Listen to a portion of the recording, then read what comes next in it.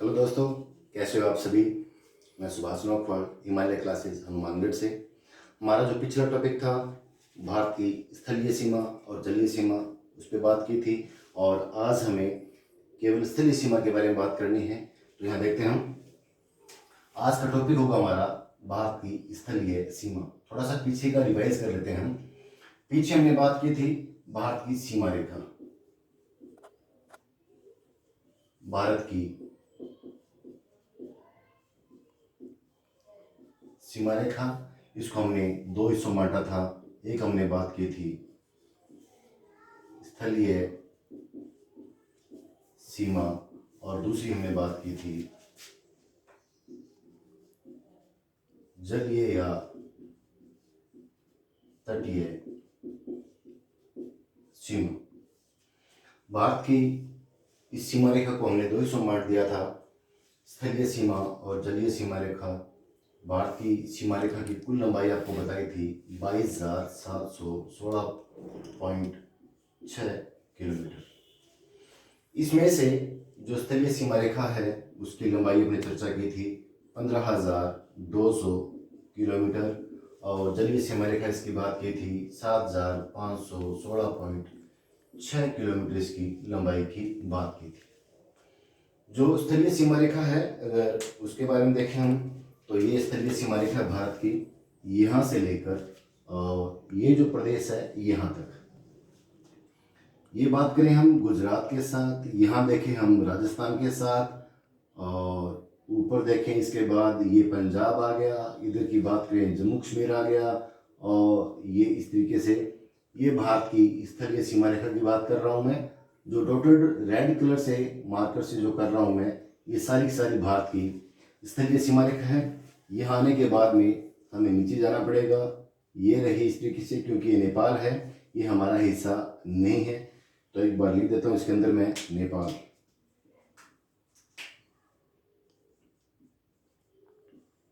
नेपाल और ये जो देश है इसका नाम है भूटान। तो दोबारा चलते हैं हम।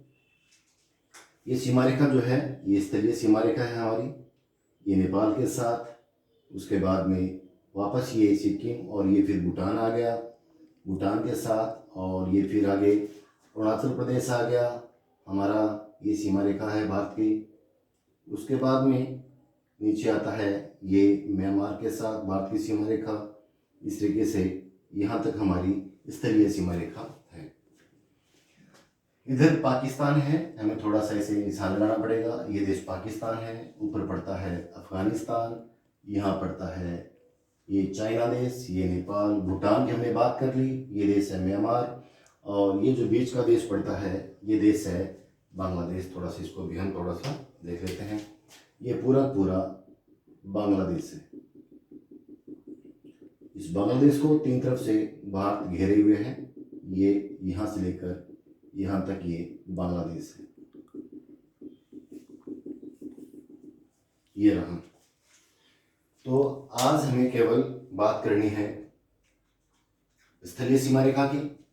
इसकी आज हमें बात करनी है 15,200 किलोमीटर सीमा रेखा है, उसकी चर्चा करनी है। इसके लिए हमें ये देखना है कि भारत को इस 15,200 किलोमीटर सीमा रेखा में कौन कौन सा देश स्पर्श करता है, उस देश के साथ भारत के कौन कौन से राज्य स्पर्श करते हैं, और उस देश के साथ कितनी सीमा रेखा लगती है। तो हमें एक एक देश की बात करनी पड़ेगी। दोनों देशों के बीच में जो लाइन है उस लाइन का कुछ नाम भी होगा, उस लाइन का निर्माण कब किया गया, किसके द्वारा किया गया, उसकी लंबाई कितनी है, इसकी हमें बात करनी पड़ेगी। तो स्टार्ट करते हैं अपने। आज हमारा टॉपिक है भारत की स्थलीय सीमा रेखा। तो अभी मैंने आपको बताया कि ये यहाँ रेड मैंने बनाया है, ये गुजरात है हमारा, ये गुजरात है, और ये हमारा जम्मू कश्मीर। जम्मू कश्मीर के ऊपर मैंने लाइन लगाई है और यहाँ लाइन लगाई है। इसके बीच में जो देश पड़ता है इस देश का नाम है पाकिस्तान। पाकिस्तान। और यहाँ जो देश पड़ता है इस देश का नाम है अफगानिस्तान। मैं शॉर्ट में नोट कर रहा हूँ, AF से अफगानिस्तान। हम केवल उन्हीं देशों की बात कर रहे हैं जो भारत के साथ सीमा रेखा साझा करते हैं। उसके बाद में यहाँ से लेकर ये जो देश पड़ता है इस देश का नाम है चीन या चाइना। उसके बाद में ये सीमा रेखा जो है ये नेपाल की है, ये सीमा रेखा जो है भूटान की है, और ये जो सीमा रेखा है ये देश जो हमारे साथ स्पर्श करता है, इस देश का नाम है म्यांमार। म्यांमार को भी हम यहाँ पर स्पर्श करते हैं। उसके बाद में नीचे जो देश आता है, इस देश का नाम है बांग्लादेश। बांग्लादेश। इस प्रकार हमें स्पर्श करने वाले जो देश हैं, पाकिस्तान है, अफगानिस्तान है, चीन है, नेपाल है, भूटान है, म्यांमार है और बांग्लादेश है। इन सब की लंबाई अगर मिलाई जाए तो लंबाई है 15,200 किलोमीटर। हमें एक एक की बात करनी है। तो देखते हैं, पाकिस्तान के साथ जो भारत सीमा रेखा बनाता है उसकी लंबाई है 3323 किलोमीटर। अगर हम अफगानिस्तान के साथ बात करें तो इसके साथ हमारी जो लंबाई है वो है 106 किलोमीटर। अगर हम चीन के साथ बात करें तो चीन के साथ हमारी सीमा रेखा की लंबाई है 3488 किलोमीटर। इसकी सीमा रेखा भारत के साथ लगती है। अगर नेपाल की बात करें तो नेपाल के साथ जो सीमा रेखा है हमारी वो है 1751 किलोमीटर। इसी क्रम में अगर हम भूटान के साथ बात करें तो भूटान के साथ हमारी सीमा रेखा है 699 किलोमीटर। पूर्व में जो देश लगता है म्यांमार, इसकी जो सीमा रेखा की बात करें, ये सीमा रेखा है 1643 किलोमीटर। भारत को स्पर्श करता है म्यांमार। उसके बाद में बात करें तो नीचे नीचे बांग्लादेश है। ये जो लंबाई है ये लंबाई है 4093 किलोमीटर।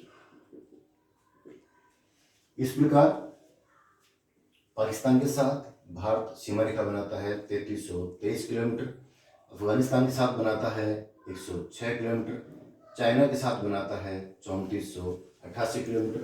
नेपाल के साथ लंबाई हमारी 1751 किलोमीटर। भूटान के साथ हमारी लंबाई है 699 किलोमीटर। म्यांमार के साथ लंबाई है 1643 किलोमीटर और बांग्लादेश के साथ 1093 होकर 4096 किलोमीटर लंबाई है। पहले गलत लिखा जा चुका था, ये ठीक हो गया, 4096 किलोमीटर। इस प्रकार जो भारत को स्पर्श करने वाले देशों की लंबाई मैंने आपको बता दी। अब हमें ये चर्चा करनी है कि लंबी सीमा रेखा किसकी है और कम सीमा रेखा किसकी। अब तक हमने भारत को स्पर्श करने वाले देश और उनकी लंबाई की बात की, पाकिस्तान, अफगानिस्तान, चीन, नेपाल, भूटान, म्यांमार और बांग्लादेश के साथ। अब हमें ये देखना है कि इस पाकिस्तान को स्पर्श करने वाले देश कौन कौन से, स्वराज्य कौन कौन से हैं, इस चीन को स्पर्श करने वाले राज्य कौन कौन से हैं, और नेपाल के साथ, भूटान के साथ, म्यांमार के साथ हमारे कौन कौन से जो राज्य हैं वो स्पर्श करते हैं, इस बांग्लादेश को स्पर्श करने वाले राज्य कौन कौन से हैं, इनकी बात हमें करनी है। तो देखते हैं, ये जो राज्य पड़ता है इस राज्य का नाम है गुजरात। गुजरात। ये जो राज्य है इसका नाम है राजस्थान।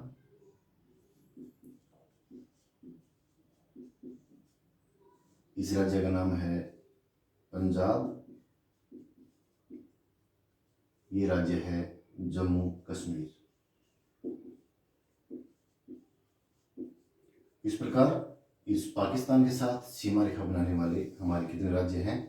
4 राज्य हैं जो किसको स्पर्श करते हैं? पाकिस्तान को स्पर्श करते हैं। उसके बाद में अफगानिस्तान को स्पर्श करने वाला एक ही राज्य हमारा, इसका नाम है जम्मू कश्मीर। अगर हमें चीन के साथ बात करनी है तो चीन को एक तो ये राज्य स्पर्श करता ही है जम्मू कश्मीर, एक स्पर्श करता है हिमाचल प्रदेश।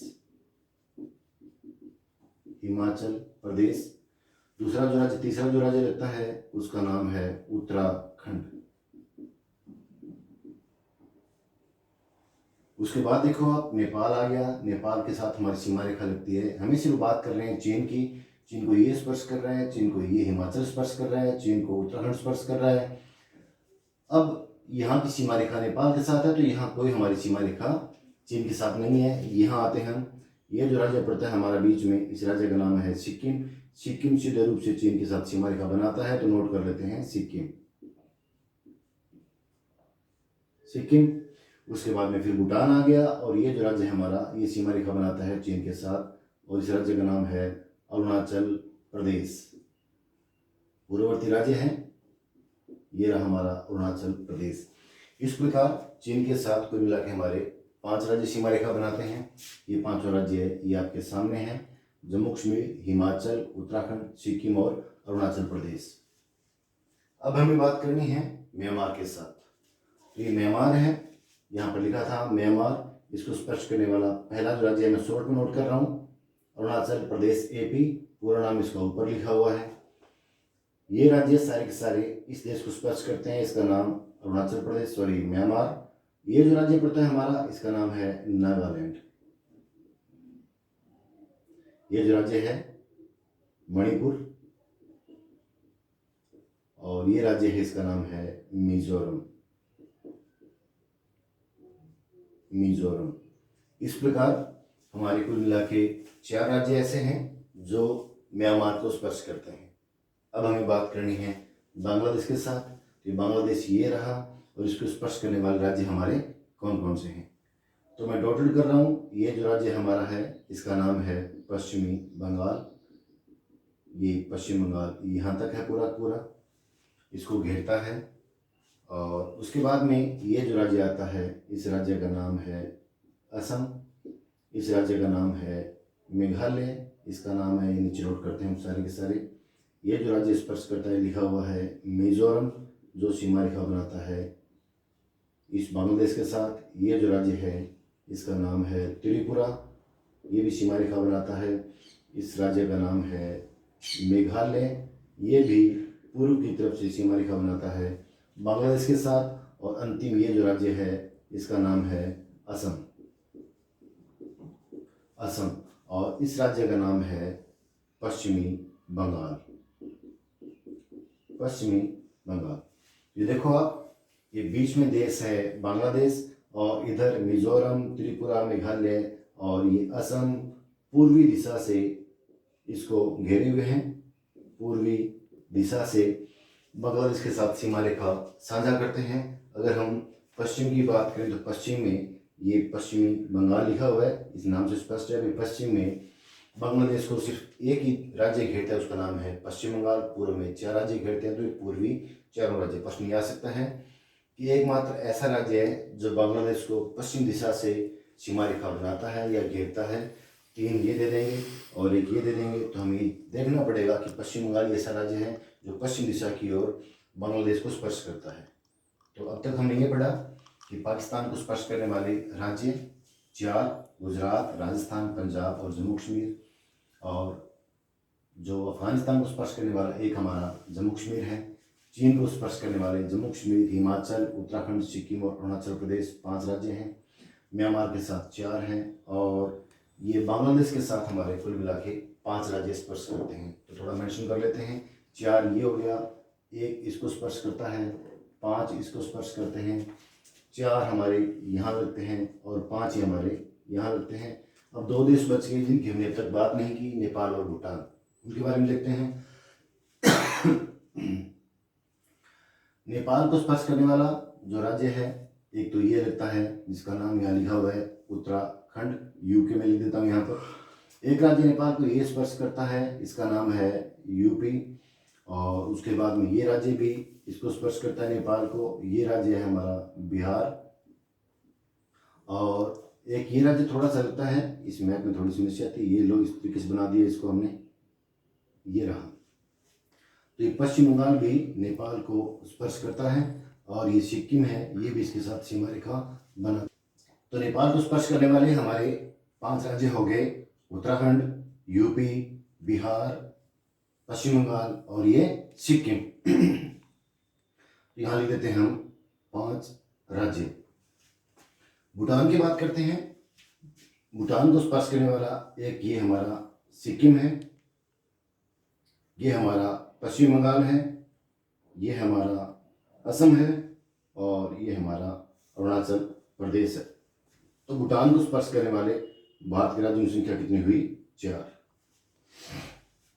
इस प्रकार पाकिस्तान के साथ 4 राज्य स्पर्श करते हैं, अफगानिस्तान के साथ 1 राज्य स्पर्श करता है, चीन के साथ 5 करते हैं, नेपाल के साथ 5 करते हैं, भूटान के साथ हमारे 4 राज्य सीमा रेखा बनाते हैं, म्यांमार के साथ हमारे 4 राज्य सीमा रेखा बनाते हैं, और पश्चिम बंगाल बांग्लादेश के साथ हमारे 5 राज्य सीमा रेखा बनाते हैं। प्रश्न ये आता है कि सबसे लंबी सीमा रेखा किस देश के साथ है और सबसे कम सीमा रेखा किस देश के साथ है। तो हम एक क्रम याद कर लेते हैं, उस क्रम से सारी सारी सीमा रेखाएं क्लियर हो जाएंगी। तो एक ट्रिक है,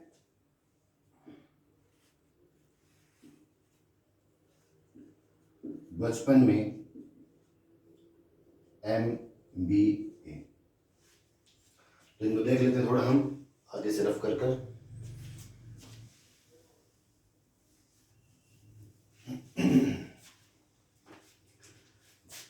ठीक है, बचपन में MBA। तो ज्यादा किसकी है कम किसकी है, ज्यादा से कम की और हम इनकी बात करेंगे। तो पहला पहला जो आता है ये आता है बांग्लादेश।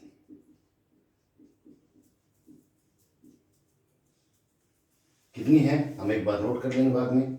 6 से आता है चीन, 5 से आता है पाकिस्तान, 9 से आता है नेपाल, M से आता है म्यांमार, B से आता है भूटान और A से आता है अफगानिस्तान। अफगानिस्तान, इनकी लंबाई हमने वहां नोट की थी, फिर भी मैं लिखवा देता हूं आपको। इसकी लंबाई थी 4096, इसकी लंबाई थी 3488 किलोमीटर, इसकी लंबाई थी 3323 किलोमीटर। नेपाल के साथ थी हमारी सीमा रेखा 1751 किलोमीटर, म्यांमार के साथ थी 1643 किलोमीटर, भूटान के साथ थी 699 किलोमीटर और अफगानिस्तान के साथ सबसे कम सीमा रेखा थी 106 किलोमीटर सीमा रेखा। तो ज़्यादा किधर है और कम किधर है, ये इनका क्रम है, ज़्यादा से कम की ओर, ज़्यादा से कम की ओर। पिछले RPC में सेकेंडरी के एग्जाम में पूछा था भारत किस देश के साथ सीमा रेखा सबसे लंबी सीमा रेखा बनाता है, तो उसका आंसर क्या था, बांग्लादेश। अगर वो पूछिए सबसे कम सीमा रेखा किस देश के साथ बनाता है, हम कह देंगे अफगानिस्तान के साथ सबसे कम सीमा रेखा बनाता है, ये इनका क्रम है। तो हमने पढ़ा ज़्यादा सीमा रेखा किसके साथ है और कम सीमा रेखा किसके साथ है। अब हमें देखना है कि पाकिस्तान के साथ जो सीमा रेखा है उसका नाम क्या है, अफगानिस्तान के साथ सीमा रेखा है उसका नाम क्या है, और चीन के साथ सीमा रेखा है उसका नाम क्या है। तो हम शुरू करते हैं। सबसे पहले रेड क्लिफ लाइन, इसकी चर्चा करते हैं। रेड क्लिफ लाइन या रेखा, ये भारत और ये पूरा पूरा पाकिस्तान, हमने चर्चा की थी इसकी। ये पाकिस्तान, भारत और पाकिस्तान के बीच में जब बंटवारा हुआ 15 अगस्त 14 अगस्त 1947 को, तो दोनों के बीच में एक सीमा रेखा का निर्धारण किया गया सर सिरिल रेडक्लिफ के द्वारा। वो एक अंग्रेज भूगोलवेता थे, उनको इंग्लैंड से बुलाया गया और उन्होंने इस रेखा का निर्धारण किया। लंबाई पूछते हैं, किसने बनाई ये पूछते हैं, और किस किस देश के बीच में है ये पूछते हैं। तो इस रेखा का नाम है रेडक्लिफ लाइन, इसकी लंबाई 3323 किलोमीटर है और ये सर सिरिल रेडक्लिफ ने बनाई थी। और इसकी जो अध्यक्षता की थी वो माउंटबेटन ने की थी। माउंटबेटन उस समय हमारे अंतिम वायसराय या गवर्नर जनरल थे। तो नोट करते हैं हम इसके बारे में। रेडक्लिफ लाइन किस किस देश के बीच में है, तो हम कह देंगे भारत व पाकिस्तान के बीच की सीमा रेखा।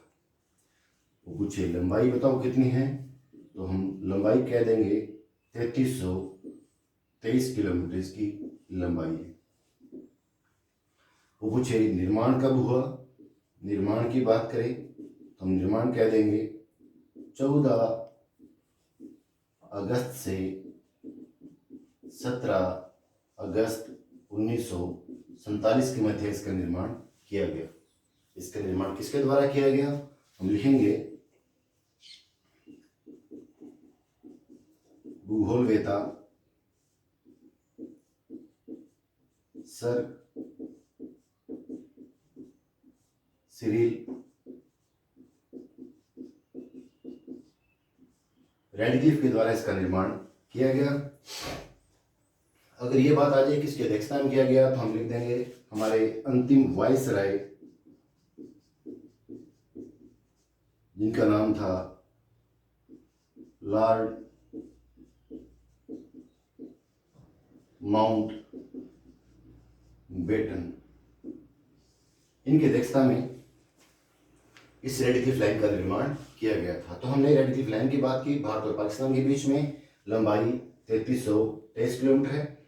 इसकी लंबाई को लेकर कई विवाद हैं। कई जगह इसकी लंबाई आती है 3310 किलोमीटर। कई बार पेपर में पूछा भी जा चुका है लंबाई को लेकर। तो लंबाई हमें ध्यान में रखनी है, 3323 आती है। दोनों में से एक ही लंबाई ज्यादातर देंगे, विवाद में वो भी नहीं पड़ेंगे। निर्माण की बात करें 14 अगस्त से लेकर 17 अगस्त के बीच में 1947 में भूगोलवेत्ता का नाम था सर सिरिल रेडक्लिफ और किसकी अध्यक्षता में जो हमारे वाइसराय थे लॉर्ड माउंटबेटन, उनकी अध्यक्षता में इसका निर्माण किया गया था।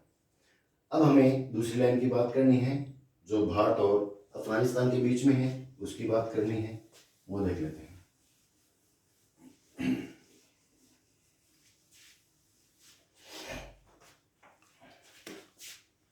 ये पाकिस्तान नहीं था पहले, भारत की सीमा रेखा ऐसे थी, ऊपर था अफगानिस्तान, ये पूरा पूरा भारत था। इस लाइन का नाम था डूरंड रेखा। डूरंड रेखा हमें इसकी बात करनी है। कब इसका निर्माण किया गया, किन किन देशों के बीच में थी, इसकी लंबाई कितनी थी और किसने इसका निर्माण किया था। तो लिखते हैं हेडिंग डूरंड रेखा।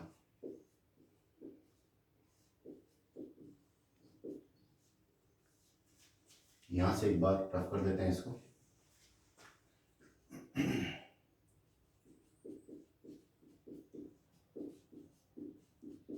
अफगानिस्तान व भारत। आप सबके दिमाग में ये होगा सर डूरंड लाइन तो पाकिस्तान और अफगानिस्तान के बीच में है। वर्तमान में पाकिस्तान अलग देश है। जब ये रेखा बनी तब पाकिस्तान नहीं था, पाकिस्तान भारत का हिस्सा था।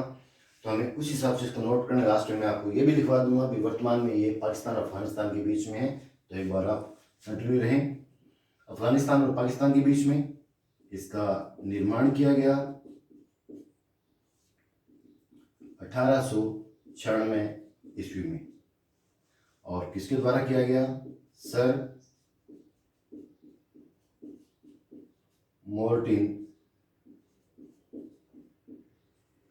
डूरंड के द्वारा इसका निर्माण किया गया। और वर्तमान में अगर लंबाई की बात करें, इसकी लंबाई कितनी आती है, तो लंबाई आती है 2430 किलोमीटर इसकी कुल लंबाई है। वर्तमान में 15 अगस्त 1947 के बाद में देश आज़ाद हुआ, भारत, इसका विभाजन हुआ, एक बना पाकिस्तान और एक बन गया हिंदुस्तान या भारत। तो उस समय ये डूरंड रेखा दो देशों के बीच में होगी। तो हम लिख देंगे वर्तमान में ये रेखा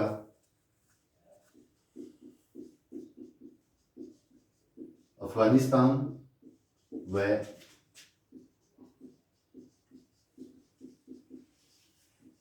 पाकिस्तान के बीच स्थित है। डूरंड रेखा बता दिया आपको, अफगानिस्तान और भारत के बीच में। निर्माण इसका 1896 ईस्वी में। इसका निर्माण किसने किया, सर मार्टिन डूरंड के द्वारा किया गया था। इसकी कुल लंबाई 2430 किलोमीटर है और वर्तमान में यह रेखा इस पाकिस्तान और इस अफगानिस्तान के बीच में मानी जाती है। तो ये हमारी डूरंड रेखा पूरी हो गई। इसके बाद में हम बात करते हैं आगे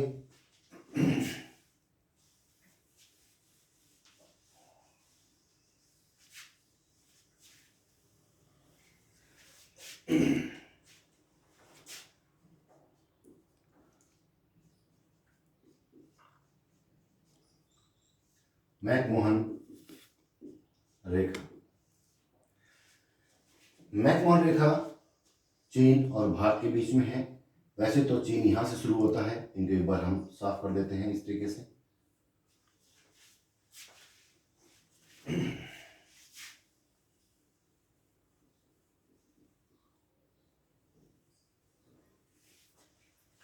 ये चीन है, ये भारत है, यहाँ से लेकर ये पूरी लाइन जो है ये सीमा रेखा है भारत और चीन की। लेकिन मैकमोहन जो रेखा है वो इस अरुणाचल प्रदेश के साथ है, और यहाँ पहले तिब्बत था, तिब्बत और ये भारत के बीच में अरुणाचल प्रदेश है, इसकी सीमा रेखा को मैकमोहन रेखा कहा जाता है। तो यहाँ देख लेते हैं, सारी बात कर लेते हैं हम। मैकमोहन रेखा किस किस देश के बीच में है, तो वर्तमान में वो चीन है और नीचे भारत है, तो हम लिखेंगे चीन व भारत। यहाँ जो पूछा जाए किस किस के बीच में समझौता हुआ था, तो हम लिख देंगे समय या तारीख जो थी कब इसका समझौता हुआ था, तो लिख देंगे 1914 में। और किस समझौते के तहत, शिमला समझौता जो हुआ था उसके तहत जो मैकमोहन रेखा का निर्माण हुआ था। निर्माण जो करने वाला था किसके द्वारा किया गया था, तो लिखेंगे हम निर्माण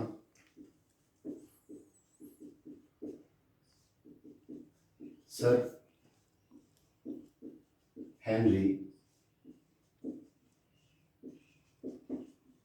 मैकमोहन के द्वारा इसका निर्माण किया गया था। ये ब्रिटिश सचिव थे, इनके द्वारा इसका निर्माण किया गया था। ब्रिटिश सचिव इनके द्वारा इसका निर्माण किया गया था। उस समय की बात है, उस समय तिब्बत और भारत के बीच में समझौता हुआ था, लेकिन चीन ये कहता है कि उस समय तिब्बत को स्वायत्तता का अधिकार नहीं था, वो स्वतंत्र राज्य नहीं था, तो ये अधिकार उनको या इस समझौते पर हस्ताक्षर करने का उनको कोई अधिकार नहीं है, तो हम इस रेखा को नहीं मानेंगे। इस तरीके से चीन इस रेखा को मानने से इनकार करता है। और अगर हम लंबाई की बात करें, थोड़ा नोट भी कर लेते हैं, कई बार ऐसा अगर पूछा जाए तो तिब्बत व भारत के बीच में ये समझौता हुआ था।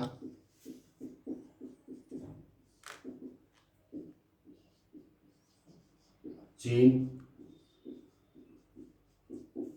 इसको मानने से इनकार करता है। हमें लंबाई की बात करनी है, तो मैकमोहन जो रेखा है इसकी लंबाई जो है लगभग 700 किलोमीटर लंबी सीमा रेखा है, जो अरुणाचल प्रदेश के इर्द गिर्द मानी जाती है। ये मैकमोहन रेखा भारत और चीन के बीच में है, हमने बात कर ली। समय 1914 में शिमला समझौता के तहत, वैसे कई जगह 1913 से 14 के बीच में भी आता है, शिमला समझौता हुआ, उसके तहत तिब्बत और भारत के बीच में समझौता हुआ। लेकिन चीन इसको मानने से इनकार करता है। इसलिए इनकार करता है कि वो कहता है स्वायत्तता का अधिकार वो नहीं था, वो एक तरीके से तिब्बत जो है हमारे अधीन था, वो स्वतंत्र राज्य या देश नहीं था, उसको किसी समझौते पर हस्ताक्षर करने का कोई अधिकार उनको नहीं है, इस रेखा को हम नहीं मानेंगे। फिर भी इसका निर्माण करने में अहम भूमिका सर हेनरी मैकमोहन जो ब्रिटिश सचिव थे, उन्होंने आकर इस रेखा का निर्माण किया था। और ये उस समय तिब्बत और भारत के बीच में समझौता हुआ था। भारत इसको, चीन इसको नहीं मानता है। इसकी लंबाई लगभग 700 किलोमीटर है। टोटल सीमा रेखा जो है उसकी लंबाई नहीं है, सिर्फ ये मैकमोहन रेखा जो है जितनी विवादित थी उसको मैकमोहन रेखा कहा जाता है। वो भारत और चीन के बीच की सीमा रेखा, अरुणाचल प्रदेश और चीन के बीच की सीमा रेखा मानी जाती है। तो ये हमारी मैकमोहन रेखा है। अब हमें जो बांग्लादेश के साथ हमारी सीमा रेखा है उसकी हमें बात करनी है। ये यहाँ से लेकर ये जो सीमा रेखा है सारी की सारी, ये सीमा रेखा, ये असम आ गया, ये मेघालय आ गया, वापस असम आ गया, ये त्रिपुरा आ गया, त्रिपुरा, ये मिजोरम आ गया। ये जो सीमा रेखा है, ये सीमा रेखा की लंबाई है 4096 किलोमीटर। तो हम थोड़ा लिख देते हैं बांग्लादेश के साथ सीमा रेखा।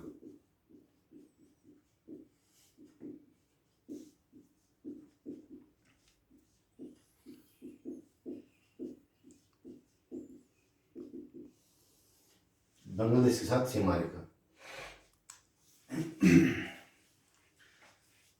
बांग्लादेश के साथ सीमा रेखा में एक छोटा सा हिस्सा है, उसे कहा जाता है 3 बीघा गलियारा।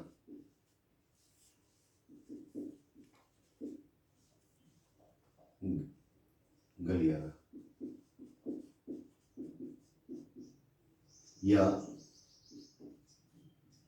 2.5 गज गलियारा या कॉरिडोर भी कहा जाता है। ये रहा, ये वास्तव में क्या है इसको समझने के लिए थोड़ा सा यहाँ पर रफ डायग्राम बना रहा हूँ मैं। ये देखो, ये बीच का जो है ये देश है बांग्लादेश। यहाँ जो राज्य पड़ता है ये राज्य ये हमारा है पश्चिमी बंगाल। यहाँ जो राज्य पड़ता है हमारा, इस राज्य का नाम है मेघालय। ये जो राज्य पड़ता है इस राज्य का नाम है त्रिपुरा। और ये जो राज्य पड़ता है हमारा, इसका नाम है मिजोरम। सिर्फ समझने के लिए है, मैं नाम बाहर लिख रहा हूँ। ये है त्रिपुरा और ये आता है आपका मेघालय। मेघालय, ये बीच का पूरा पूरा बांग्लादेश है। ये पश्चिम बंगाल है, ये मेघालय, त्रिपुरा और मिजोरम है। इस तरीके से देखो, ये है बांग्लादेश, ये पूरा पूरा पश्चिम बंगाल है, पूरा पूरा पश्चिम बंगाल है। ये मेघालय, ये त्रिपुरा और ये मिजोरम। मेघालय, त्रिपुरा और मिजोरम। 3 बीघा कॉरिडोर या 2.5 गज गलियारा, ये क्या है? तो हम देखते हैं कि कुछ हिस्से इस बांग्लादेश के इस पश्चिम बंगाल में स्थित हैं। ऐसे स्थित हैं और इस तरीके से बांग्लादेश के कुछ हिस्से मेघालय में भी हैं, त्रिपुरा में भी हैं और ये मिजोरम में भी कुछ हिस्से हमारे स्थित हैं। ये जो स्थलीय भूखंड है इनको कहा जाता है छिटमहल। थोड़ा मैं यहाँ मेंशन कर देता हूं, इनको कहा जाता है छिटमहल, या इन्हें कहा जाता है अंतर्वेश, या इंग्लिश में इन्हें कहा जाता है इनक्लेव। इस तरीके से जो स्थान बांग्लादेश के बीच में, इस पश्चिम बंगाल के बीच में और हमारे इन राज्यों के बीच में बांग्लादेश के हिस्से हैं, उन्हें छिटमहल, अंतर्वेश या इनक्लेव कहा जाता है। और हमारे हिस्से जो बांग्लादेश के बीच में स्थित हैं, ये हिस्से, ये हिस्से, ये हिस्से इस तरीके से बांग्लादेश के बीच में स्थित हैं, इन्हें भी छिटमहल कहा जाता है, अंतर्वेश या इनक्लेव कहा जाता है। विवाद इस बात का है कि ये स्थान या इन पे रहने वाले लोग बांग्लादेशी हैं या भारत के हैं। इन पर जो मुस्लिम समुदाय के लोग रहते हैं वो बांग्लादेश के हैं या भारत के हैं, ये विवाद है। लोग रह रहे हैं, उनको वहाँ की नागरिकता नहीं मिली है। अभी 2011 में एक समझौता हुआ था, तब एक नियम बनाया गया था कि इनमें से छिटमहलों का बंटवारा किया जाएगा। जो बांग्लादेश में हमारे छिटमहल हैं उनकी संख्या है 111 और जो छिटमहल हमारे देश में बांग्लादेश के हैं उनकी संख्या है 92। हमारे देश में इन राज्यों में टोटल छिटमहल जो बांग्लादेश के हैं वो है 92 और हमारे जो यहाँ पर हैं इनकी संख्या कितनी है? 111 है। इस प्रकार वर्तमान में इनको आपस में बांटकर ये निर्णय किया गया है भी जो लोग, ये लोग चाहेंगे वहाँ जाना चाहेंगे, जिस देश में रहना चाहेंगे, जहाँ की नागरिकता लेना चाहेंगे वहाँ की नागरिकता ले सकते हैं। तो हमें जो बात करनी थी वो ये थी 3 बीघा गलियारा क्या है। तो इन छिटमहलों में आने के लिए बांग्लादेश को रास्ते की जरूरत थी, ये रास्ता दिया गया है इसको। जो जगह है वो 3 बीघा गलियारा कहलाती है। तो यहाँ से आने के लिए इन महलों में या इन छिटमहलों में अंतर्वेशों में आने के लिए जो मुख्य मुख्य इनके स्थलीय भूखंड है वहाँ आने के लिए जो रास्ता दिया गया वो 3 बीघा गलियारा कहलाता है। और इस संबंध में 2011 में एक समझौता हुआ था जिस पर 999 साल के लिए ये स्थान भारत ने बांग्लादेश को लीज पर दिया है। तो यह 3 बीघा गलियारा या 2.5 गज गलियारा, इनको किस नाम से जानते हैं? छिटमहल, अंतर्वेश या इनक्लेव के नाम से जानते हैं।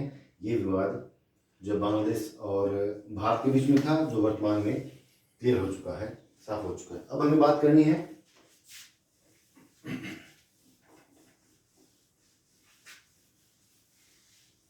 चीन के साथ छोटा सा विवाद जो है सीमा रेखा को लेकर, उसकी बात करनी है। तो ये चीन है यहाँ पर और ये भारत है।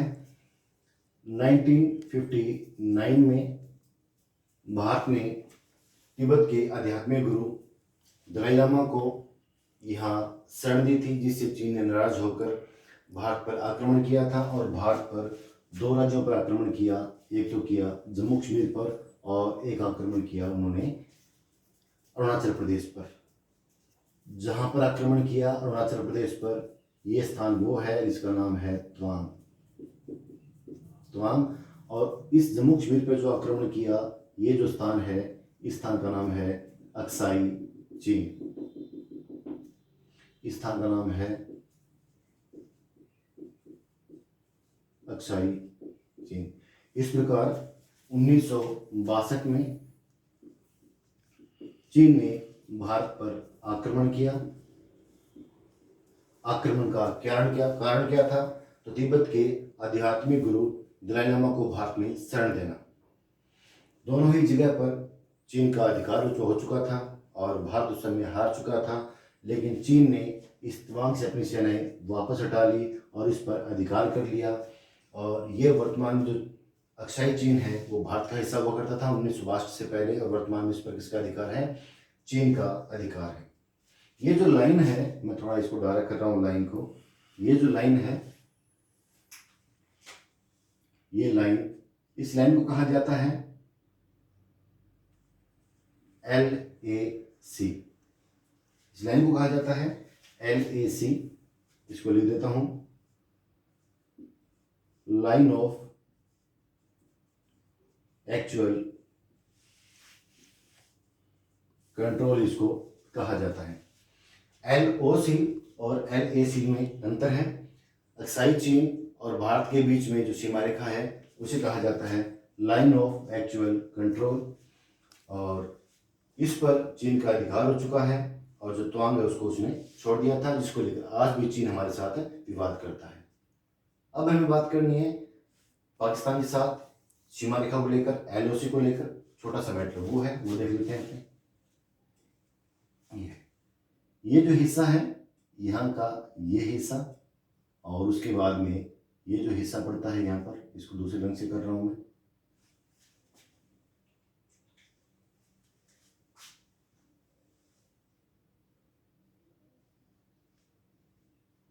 ये हिस्सा, इसके बारे में हमें पढ़ना है। तो ये जो लाइन है हमारी, इसे हम कहते हैं LOC, और ये जो रेड कलर में लाइन है इसे कहा जाता है AGPL, इसे कहा जाता है।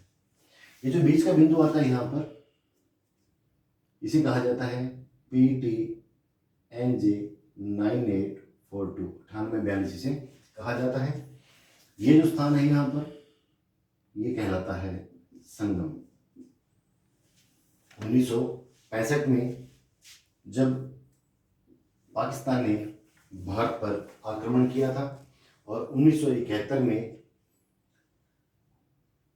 बांग्लादेश पर जब पाकिस्तान ने आक्रमण किया या उसको अपने अधीन करना चाहा, उस समय भारत की प्रधानमंत्री इंदिरा गांधी ने उनका सहयोग किया।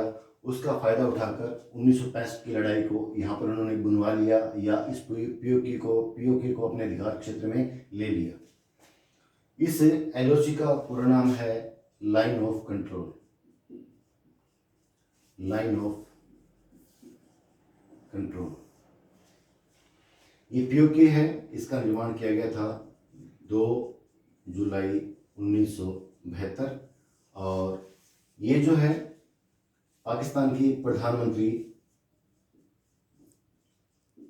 जुल्फिकार अली भुट्टो वर्सेस भारत के प्रधानमंत्री आयरन लेडी के नाम से जानी जाती है इंदिरा गांधी, उनके बीच में समझौता हुआ। समझौते में अंतर्राष्ट्रीय दबाव के कारण, विदेशी ताकतों के दबाव के कारण हमें इस बात को मानना पड़ा कि ये जो सीमा रेखा पर जहाँ पर सेना खड़ी है वो सेना वहीं रहेगी। इस तरीके से इनके साथ 2 जुलाई 1972 को एग्रीमेंट हुआ, और ये रेखा ही फाइनल रेखा मान ली गई, जिसे कहा जाता है लाइन ऑफ कंट्रोल या लाइन ऑफ ये LOC कहा जाता है। इसके ऊपर का हिस्सा POK जो कहलाता है वो पाकिस्तान कंट्री में चला गया। उसके बाद में ये जो रेखा PTNJ 9842, ये जो बिंदु है यहाँ से लेकर यहाँ तक, ये जो बिंदु है ये कहलाता है इंदिरा कोल। इंदिरा कोर। ये जो बीच का हिस्सा मैं डार्क कर रहा हूं, ये हिस्सा, इस हिस्से को कहा जाता है सियाचिन ग्लेशियर।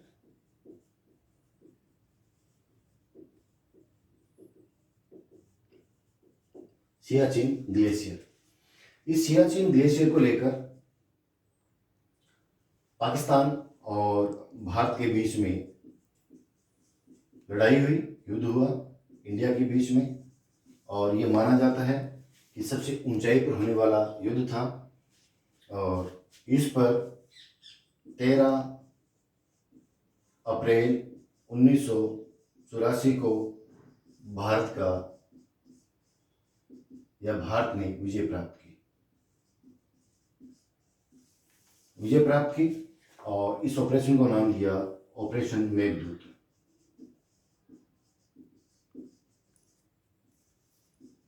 ऑपरेशन मेघदूत। इसकी ऊंचाई जो मानी जाती है 5763 मीटर की ऊंचाई मानी जाती है। इतनी ऊंचाई पर लड़ा जाने वाला एकमात्र युद्ध यही है जो भारत और पाकिस्तान के बीच में लड़ा गया था। तो